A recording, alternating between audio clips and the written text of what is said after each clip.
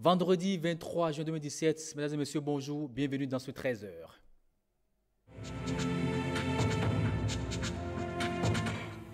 Le deuxième combat du Millennium Challenge des comptes est officiellement entré dans sa phase active. Le programme va durer 5 ans et prend en compte le développement du secteur de l'énergie au Bénin.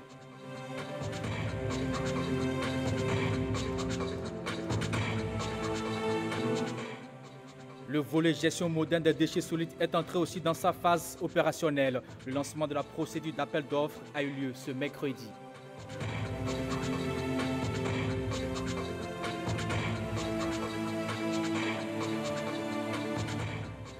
L'exercice de lutte contre la piraterie a été clôturé hier. La manœuvre militaire dénommée Kondo 217 est achevée en mer avec plusieurs patrouilles militaires. Les détails avec Gislain Koguel dans une vingtaine de minutes.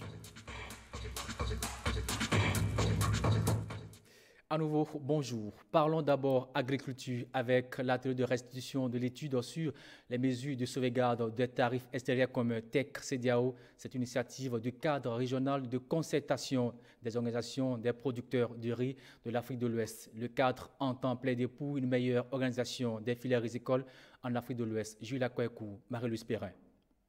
Les acteurs clés des filières rizicoles de l'Afrique de l'Ouest souhaitent une bonne gestion du secteur d'activité, car plusieurs difficultés jalonnent l'évolution de la riziculture. Quoique n'étant pas au même niveau de couverture des besoins de leur population en riz, les pays africains, dont le Bénin, malgré les efforts des gouvernants et l'accompagnement des partenaires techniques et financiers, peinent non seulement à satisfaire la totalité des besoins des populations en riz, mais ont également des difficultés pour l'écoulement du peu de riz produit et transformé au niveau de chaque pays. Pendant longtemps, nos États, nos gouvernants ont misé sur le commerce international. Donc on importe du riz. Mais vous voyez, en 2008, quand il y a eu crise alimentaire, les prix ont augmenté. Et à partir de ce moment, on a compris que la stratégie de miser, de confier notre vente aux producteurs d'autres pays est suicidaire. Maintenant, il faut changer de fusil d'épaule. Et comme nos chefs d'État ont adopté le tarif extérieur commun, qui est rentré en vigueur depuis janvier 2015, à un taux de douane plancher, c'est à 10%. C'est grave. Les pays comme le Japon protègent même leur riz jusqu'à 700%. Nous pensons qu'il nous faut des situations analogues ici. Comme pendant 5 ans, ce texte adopté ne peut pas être modifié, nous avons la possibilité de faire des propositions pour ce qu'ils ont appelé des mesures de sauvegarde. Plusieurs argumentaires et stratégies de plaidoyer sont à définir par ces riziculteurs pour favoriser la régulation du marché de riz dans la sous-région ouest-africaine. La gestion moderne des déchets solides ménagers entre désormais dans sa phase opérationnelle. Ils seront non seulement collectés à temps, mais surtout valorisés. L'objectif est d'assainir davantage nos villes. La procédure des appels d'offres a été lancée. C'est Zelmoundé, Calvador, Awanou. C'est un atelier d'information et d'explication sur le projet Modernisation du système de gestion des déchets solides ménagers dans le Grand Nokoué. Il s'agit ici d'un exposé des grandes lignes de ce vaste programme d'assainissement. L'idée est de permettre aux acteurs de la filière de gestion des déchets solides ménagers de mieux appréhender le contenu des programmes afin de soumettre leur dossier. C'est un appel d'offres à plusieurs tiroirs qui comporte la composante collecte et transfert. Le contenu des prestations du DAO collecte se présente comme suit. Fourniture, entretien et maintenance des équipements de containerisation. En ce qui concerne la DSP tri-valorisation, c'est une DSP de conception, de réalisation et d'exploitation des centres de tri pour valoriser une part des déchets et réduire les tonnages enfouis en lieu d'enfouissement sanitaire. Le projet prend en compte les communes telles que Ouida, Abomey-Calavi, Sémé-Podji et les villes de Porto-Novo et de Cotonou. Avant sa phase active, les populations seront sensibilisées au préalable en vue d'un changement de comportement. Les ménages sont invités à souscrire au service de pré-collecte des déchets solides ménagers. Le projet modernisation du système de gestion des déchets solides ménagers dans le Grand Nokoué vise à atteindre 90% de taux de collecte d'ici 7 ans, durée d'exécution du projet. Les dossiers d'appel d'offres sont disponibles en début de semaine prochaine. Le Front pour le sursaut patriotique était dans les rues hier matin. Ces militants exigent de l'exécutif une meilleure gouvernance de la cité. Itinéraire choisi pour leur marche, bourse du travail, place de l'Étoile Rouge, de Cotonou bien sûr. Mathieu Soukenou, Jérôme Hungbo pour les images. Au matin de ce jeudi, le préfet du département du littoral descend à la place de l'Étoile Rouge pour constater la mobilisation des forces de sécurité publique. Pendant ce temps, à la bourse du travail, les militants du Front pour le sursaut patriotique FSP se mobilisent. Ils entament la marche. De Maro militaire en passant par Saint-Michel et Aïdiado, ils se sont rassemblés au point de chute, la place de l'Étoile Rouge. La levée actuelle du peuple montre qu'elle veut une seule chose, une gouvernance de patriotisme et de probité.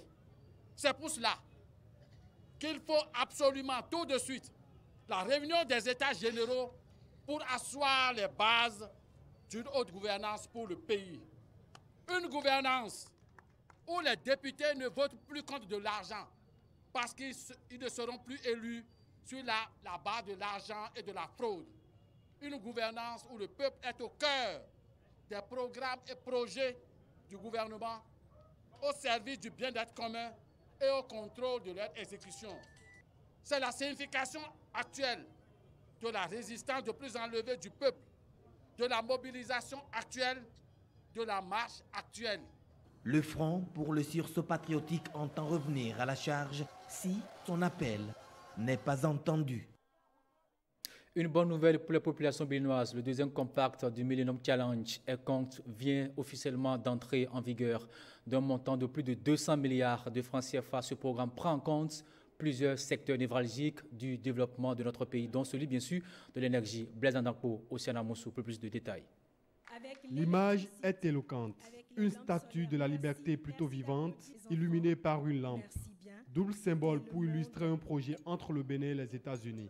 Le deuxième programme du Millennium Challenge compte. Devant les membres du gouvernement et les autorités politiques, le coordonnateur du MCA Bénin présente les grands projets de ce compact, axés sur le développement de l'énergie électrique. Nous mettons l'accent sur 4 projets. Les 4 projets que je voudrais vous présenter sont les suivants. Le projet réforme des politiques et renforcement institutionnel, le projet production d'énergie électrique, le projet distribution de l'énergie et enfin le projet de l'énergie hors réseau. À travers cette assistance, les États-Unis œuvrent pour l'amélioration des conditions de vie de la population béninoise. Représentant le montant d'environ 229 milliards de francs CFA, auquel s'ajoute une contrepartie béninoise d'environ 17 milliards de francs CFA. Le compact représente en soi le programme d'aide américain au développement le plus grand et plus ambitieux au Bénin. À travers ces investissements, le compact MCC aidera le Bénin à réformer et renforcer les institutions responsables pour la fourniture d'électricité. Ce deuxième compact du Millennium Challenge compte vient accompagner le programme d'action du gouvernement dans sa vision de permettre une meilleure accessibilité à l'énergie électrique. L'ambition que porte ce deuxième accord de don trouve un écho particulier dans notre programme d'action du gouvernement. En effet, le deuxième programme du Bénin pour le MCC envisage de traiter les problèmes clés du sous-secteur de l'énergie électrique. C'est pour ça que résoudre les problèmes énergétiques du Bénin participe à la croissance économique et à une meilleure structuration de notre économie. Signature et échange des paraphes entre les deux parties. Et voilà, la mise en œuvre du deuxième compact du Millennium Challenge compte pour le Bénin scellé. À partir de ce jeudi 22 juin 2017, le décompte est lancé. Après la cérémonie d'entrée en vigueur de ce deuxième programme du Bénin pour le Millennium Challenge en compte, nos reporters ont recueilli pour vous les impressions du ministre de l'Énergie, Dona Jean-Claude Roussou, et du directeur général de la SB2E, Laurent Tossou. On les écoute. Aujourd'hui, on va dire 22 juin 2017, c'est un grand jour pour toute la nation béninoise parce que l'électricité est un secteur vital. Nous aurons bientôt 5 années devant nous pour faire la mise en œuvre de toutes les actions qui sont prévues dans le Compact 2. Et ceci va donc contribuer à la qualité de vie, à améliorer la qualité de vie de chaque Béninois à travers la disponibilité de la production, à travers un réseau de distribution de la SBEE entièrement modernisé et donc à travers une disponibilité de l'énergie électrique aux clients de la SBE. Nous avons le devoir, et je me sens déjà prêt, à récupérer jusqu'au dernier centime les ressources qui sont contenues dans le compact. Je peux vous assurer que de ma position de directeur général, je vous rassure que tous les projets seront mis en œuvre pour la grande satisfaction de sa clientèle. La partition du gouvernement sera totale, puisque la détermination l'est également, c'est-à-dire totale, puisque c'est une opportunité extraordinaire que nous avons à travers cet accord de don, qui vient d'être officiellement lancé, comme vous avez pu le voir. Le travail qui a été fait est énorme pour lever les conditions préalables pour qu'on soit là aujourd'hui, et je tiens à remercier l'ensemble des acteurs qui ont concouru à ce premier résultat, qui est une première étape, puisque le plus dur reste à venir. Quelles sont les réformes à entreprendre désormais au niveau de la SB2E? Comment les responsables des agences régionales peuvent-elles comprendre les tenants et les aboutissants? Le directeur général de la SB2E effectue à cet effet une tournée sur toute l'étendue du territoire national. On l'écoute à nouveau.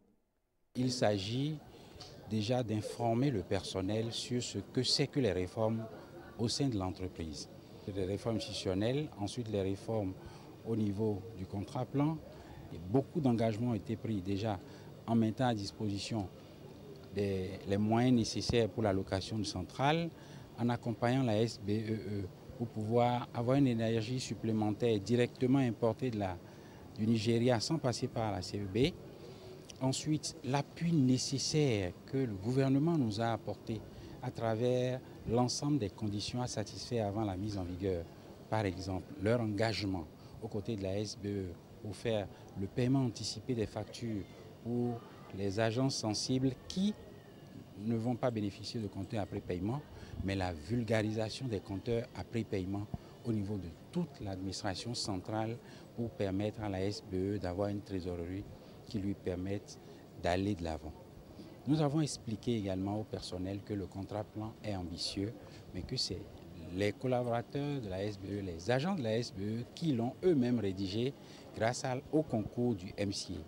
Nous avons également évoqué la question de la gestion déléguée. La gestion déléguée qui est loin d'être une privatisation est plutôt un accompagnement que le gouvernement met en place pour appuyer les cadres et les techniciens, les agents de la SBE au plan managérial, au plan technique, au plan commercial, pour atteindre les résultats qui ont été fixés dans le contrat plan, pour que lorsque nous faisons la première évaluation en fin d'année, que la SBE soit gagnante, que la SBE puisse prouver à travers ses compétences qu'elle est capable d'atteindre les objectifs qui sont fixés. Nous avons également profité de cette visite pour faire la remise de moyens roulants. Aujourd'hui, nous avons décidé, grâce à l'accompagnement du gouvernement, grâce à l'effort de la direction générale, d'acquérir des véhicules. Nous avons 39 agences qui sont fonctionnelles et chacune des agences va recevoir un véhicule pick-up. Page santé de cette édition ce 22 juin dédiée à la problématique de la greffe et du don d'organes dans le monde entier. En la matière, les listes d'attente sont souvent longues et les besoins tardent à être satisfaits. Mais au Bénin, greffe et don d'organes restent encore des sujets tabous. Angela Kouiga, Enoch Mpati. Cœur, poumon, foie, pancréas, presque tous les organes peuvent être transplantés aujourd'hui. Mais au Bénin, le service de néphrologie reste le plus grand demandeur de greffage. Nous avons des cas de transplantation rénale. Donc, qu'est-ce qui se passe? Nous avons beaucoup d'insuffisants rénaux qui ont été pris en charge entièrement par l'État. Donc, ils subissent des séances de dialyse 2 à 3 fois par semaine pendant des années et le nombre est grandissant. Donc, parmi ces insuffisants rénaux, il y en a qui ont été inscrits sur la liste, qui sont des candidats à la greffe rénale. Cependant, aucune structure de transplantation d'organes n'existe au Bénin.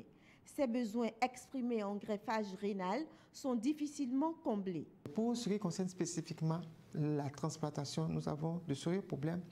D'abord, le plateau technique ne nous permet pas de faire la transplantation. Deuxième élément, c'est que nous n'avons pas la facilité d'obtenir des dons ou des personnes volontaires pour donner les organes lorsque nous avons besoin de ces organes-là. Parfois, lorsque cela est possible, c'est interfamilial.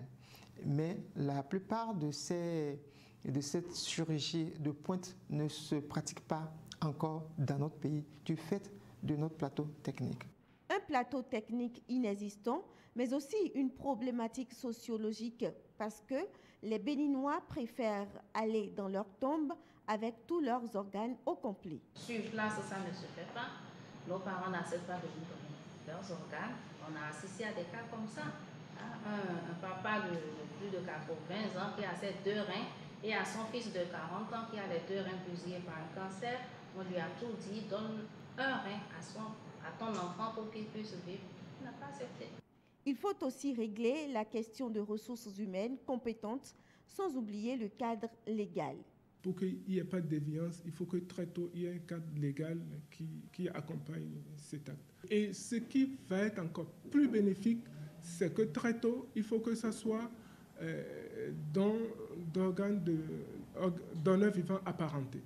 C'est-à-dire qu'un parent puisse donner un organe à un autre. C'est-à-dire un père puisse donner à son fils, une mère ou entre époux. En attendant, les personnes qui ont besoin de transplantation d'organes sont évacuées vers la France à grands frais. Bientôt la fin du jeûne musulman, la Jamaat Islamia Ahmadiyya Bénin témoigne de sa solidarité envers les couches vulnérables de notre pays. Elle a offert des vivres à plusieurs structures dans le département de Littoral. Yves Agodokwesi et Jean-Claude James ont suivi cette délégation dans le périple. Suivons plutôt.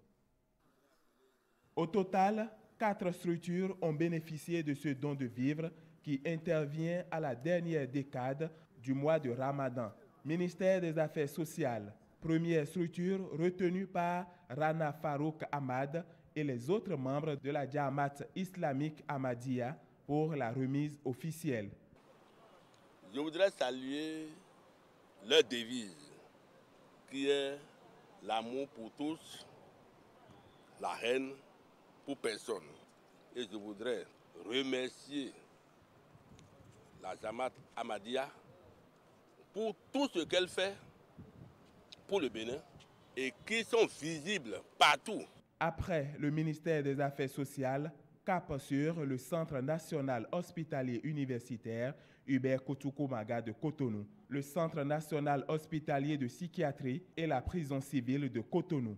Et pas cet temps de carême, cet temps saint, c'est pas tout le monde qui pense à nos frères qui sont en détention ici. Je tiens à vous remercier infiniment, que Dieu vous le rende au centuple et que tout ce que vous entreprenez prospère. Il faut rappeler qu'avant ce périple, la délégation est allée solliciter l'aval de l'autorité préfectorale. Allons à présent chez les hommes en uniforme pour vous dire que la manœuvre militaire Kondo 217 s'est achevée ce jeudi. Le haut commandement militaire était présent. L'exercice de lutte contre la piraterie s'est déroulé en mer avec plusieurs patrouilles. Ghislain Pouguet, Igor Yosso étaient de la partie. C'est la lutte contre la piraterie maritime qui a occupé les hommes de la marine militaire béninoise ce dernier jour de manœuvre. Un navire est dérouté par des pirates qui prennent en otage l'équipage. Les fusiliers marins mettent pied sur le navire et tiennent en respect les pirates. La scène s'est produite en présence du haut commandement, avec à sa tête le chef d'état-major général des forces armées béninoises. Entraîner nos troupes, les former, les équiper de façon à lutter efficacement pour la sécurité maritime et pour la sûreté maritime. Pour l'état-major des forces navales, les objectifs de l'exercice sont atteints. Les objectifs escomptés ont été atteints largement. Il était question pour nous, dans un premier temps, d'entraîner le personnel. Ça a été fait. Et dans un deuxième temps, il était question pour nous de collaborer ensemble, de travailler ensemble avec toutes les entités qui interviennent dans le domaine de la sécurité maritime. Ça aussi, on est arrivé à le faire.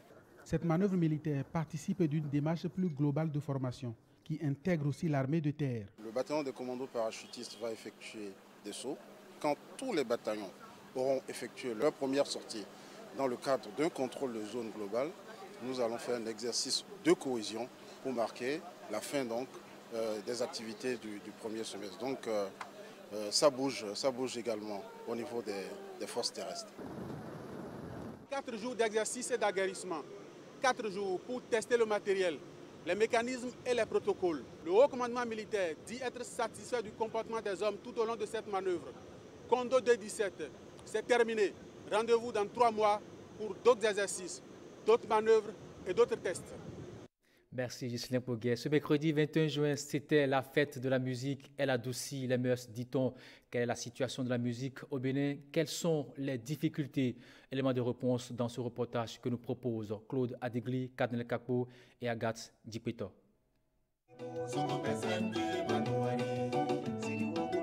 La musique béninoise veut aller de l'avant. Cette noble ambition rencontre l'adhésion de ses acteurs qui, du reste, n'hésitent pas à reconnaître ces difficultés du moment. Qu'on soit sincère, au Bénin, on n'a pas une politique de vente en ligne de nos œuvres. On n'a pas encore une bonne politique par rapport à cela. Donc, du coup, nous produisons, mais ça s'envole. Et donc, du coup, il y a beaucoup d'activités culturelles qui sont freinées, qui se sont arrêtées, qui ne continuent plus. Donc, voilà, la subvention des acteurs culturels, et on n'en a plus.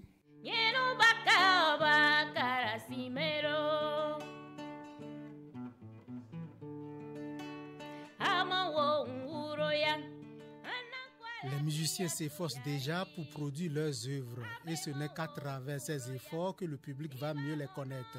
Avec cette popularité, ils peuvent bénéficier des sources de revenus provenant des structures telles que le BUBEDRA, le Bureau béninois des droits d'auteur.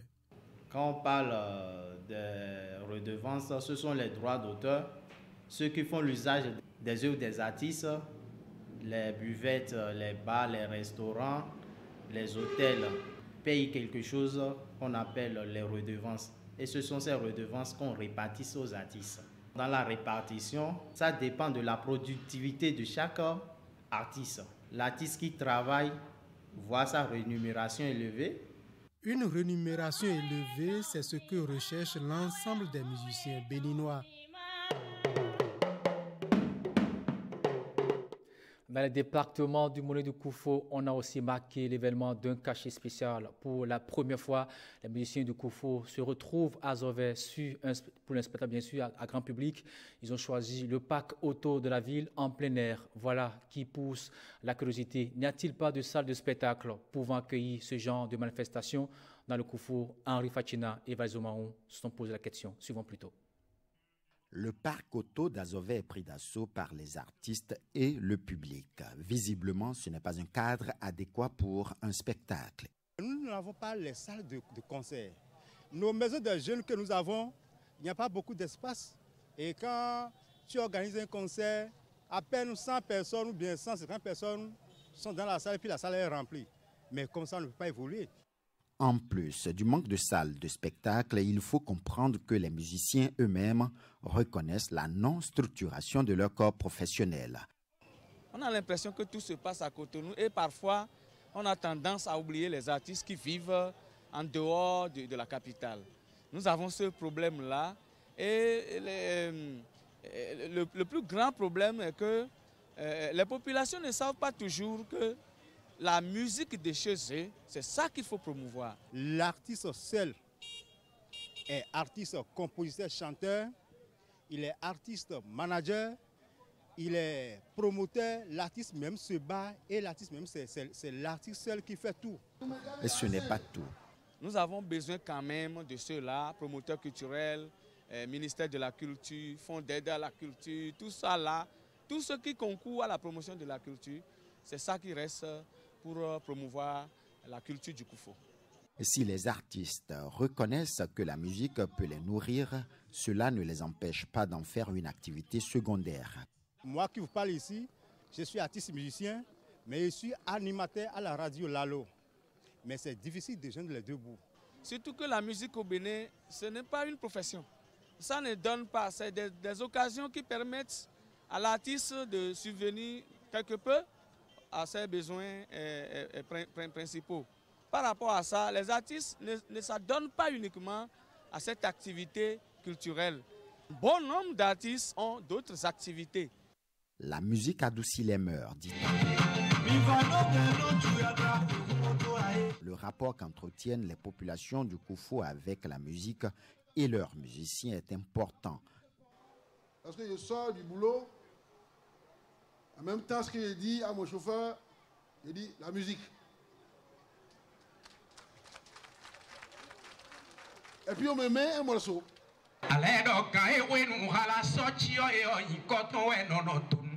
Le cachet officiel de cette journée internationale de la musique recommande la consommation locale des œuvres artistiques et culturelles du Bénin. Voilà donc une raison suffisante de protéger les créations artistiques béninoises à travers leur consommation sans modération. L'amélioration de la qualité de l'éducation et de la question de l'insertion constituent des préoccupations pour les acteurs du système à divers niveaux. En prélude à la finalisation du document sur le plan sectoriel de l'éducation post-2015, un atelier s'est tenu à Natitengo. L'activité est coordonnée par le secrétariat technique permanent du plan décennal de développement du secteur de l'éducation. L'objectif de la rencontre demeure la recherche de solutions aux maux qui minent le domaine de l'enseignement. Abdullah Fidrissou, Ousmane Baparapé pour le compte rendu. 600 élèves qui commencent. Insuffler une nouvelle dynamique au secteur de l'éducation dans sa globalité. Le système dans son schéma actuel présente une forme pyramidale, en ce sens qu'il y a beaucoup qui entrent au niveau du primaire et peu finissent le cursus. Le dernier forum a recommandé qu'on passe à un autre paradigme et qu'on adopte maintenant un nouveau schéma qui va être maintenant rectangulaire. Et ce nouveau schéma, c'est que tous ceux qui entrent doivent sortir. La démarche ne saurait être une réussite sans l'implication des acteurs à la base. Les résultats déjà sortis du diagnostic des secteurs et du modèle de simulation financière qui sont actuellement les deux livrables dont nous disposons dans le processus de l'élaboration. Nous allons donc recueillir leur avis, leurs observations et finaliser le modèle. Cette phase est arrimée d'ailleurs aux orientations du programme d'action du gouvernement, notamment dans les réformes de l'enseignement technique et la formation professionnelle et de l'enseignement supérieur. Au fur et à mesure qu'on va vers le secondaire et l'université, beaucoup quittent l'école, le système formel. Et on a constaté aussi qu'ils ne sont pas pris en compte. J'ai vraiment apprécié cette initiative parce que nous voyons que notre société actuelle va à la dérive. Les exigences des objectifs du développement durable, l'agenda pour l'éducation 2030 et le diagnostic réalisé imposent le passage à une offre éducative diversifiée et plus inclusive. C'est sur cet élément de Natitengo que nous bouclons cet élément, ce journal, bien sûr. Merci de l'avoir suivi et merci pour votre attention.